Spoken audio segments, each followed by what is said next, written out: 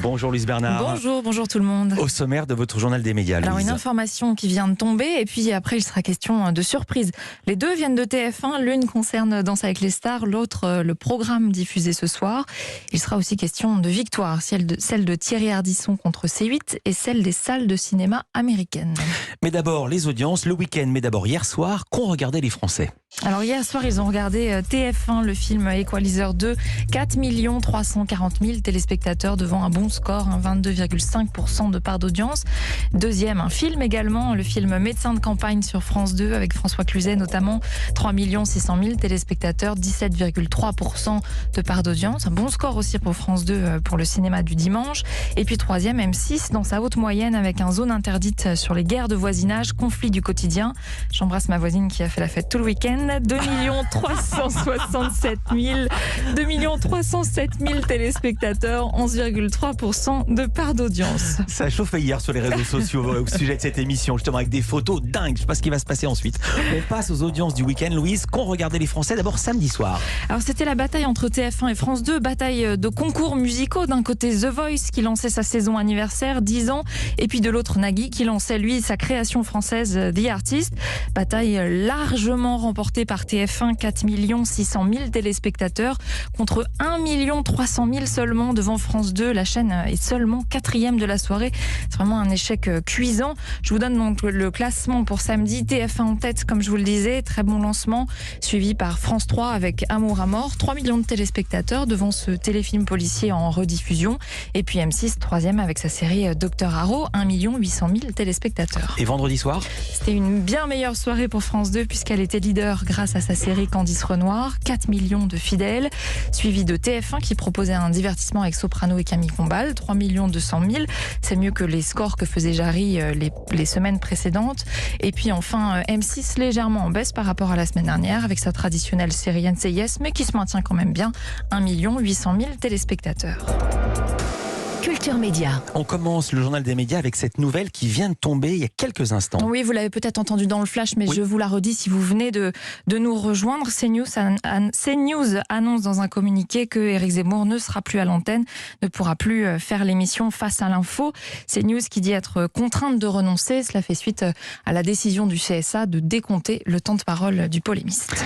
Et puis une surprise désormais dans un générique des... On l'a improvisé, voilà. Attendez, ce qui arrive. Si vous voulez, on la refait. Ouais. On recommence. Allez, on recommence. Et puis après cette info, une surprise. C'est mieux, Et oui, vous avez reconnu le casting, le générique de Danse avec les stars, une surprise dans le, casting. Non, on ne la refait pas 3 fois. Non, donc une surprise dans le casting de Danse avec les stars. C'est une première à quelques jours seulement du lancement de la nouvelle émission de TF1, du lancement de la nouvelle saison de l'émission de TF1. Un nom vient s'ajouter au casting, Vaima Lama Chavez, Miss France 2019. Ce sera la 8e Miss à participer à l'émission de TF1. On croyait le casting au complet. Il y avait même eu une première bande-annonce qui avait été diffusée sans elle.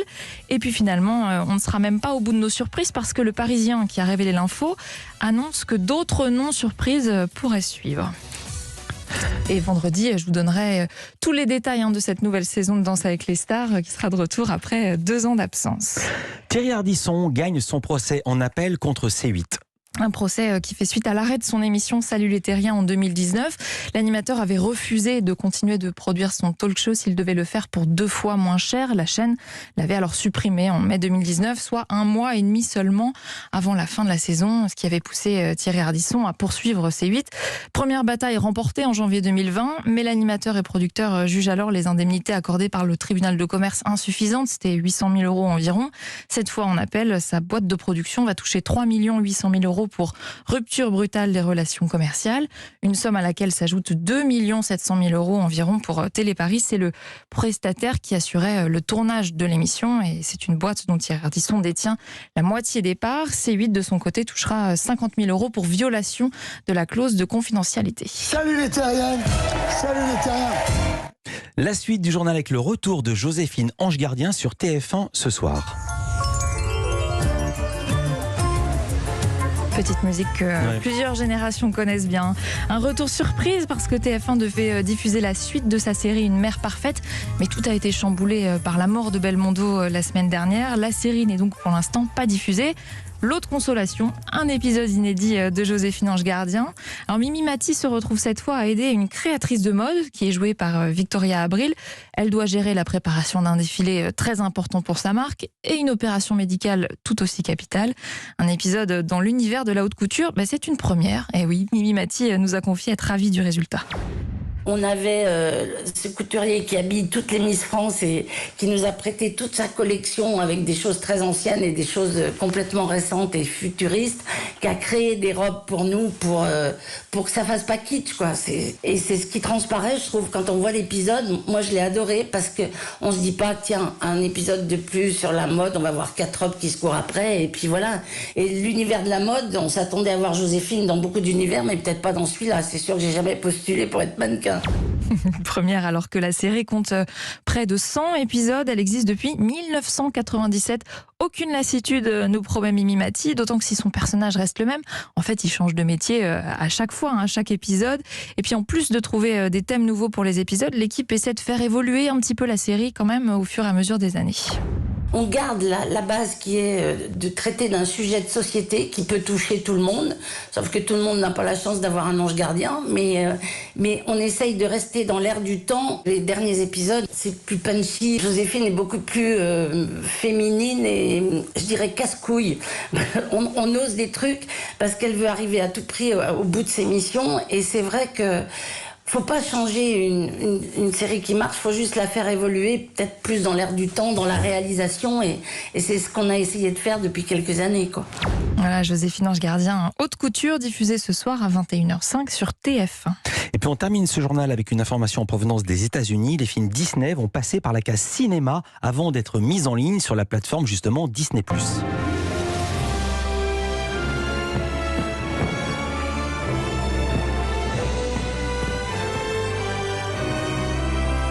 Ils seront disponibles au cinéma pendant 45 jours consécutifs au moins avant d'être mis en streaming. C'est une annonce qui est vraiment très importante. Je vais vous expliquer pourquoi. En fait, il y a un gros enjeu économique qui se cache derrière. Disney est donc producteur de films, mais possède également sa plateforme, Disney+. La firme avait récemment décidé de proposer ses films en même temps au cinéma et sur la plateforme. Résultat, des salles de cinéma fragilisées et des acteurs très mécontents. Comme en juillet dernier, quand Disney sort le film Black Widow, c'est une super production Marvel, il le sort au cinéma et en streaming, et c'est là que ça coince. Échec commercial dans les salles obscures et procès en vue pour Disney, car Scarlett Johansson, l'actrice principale, estime qu'il s'agit d'une rupture de contrat. Mais oui, parce qu'une partie de son salaire dépendait des ventes des places de cinéma. Aïe. Et donc Scarlett Johansson est rapidement soutenue alors par plusieurs personnalités d'Hollywood. Disney se devait donc de rassurer tout ce bon monde et puis d'éviter des futurs procès. Autre raison qui a pu peser dans la balance, on s'est rendu compte que les films disponibles en streaming en même temps qu'au cinéma sont les plus piratés. Et là, personne n'est gagnant, d'où cette décision. Les films prévus en 2021 sortiront en salle pendant 45 jours au moins avant d'atterrir sur Disney+. Merci beaucoup, Luce Bernard. On n'attend pas 45 jours pour vous retrouver. Ce sera demain. À demain. Toutes les infos sur le site sur europe1.fr. À demain pour ce nouveau journal des médias.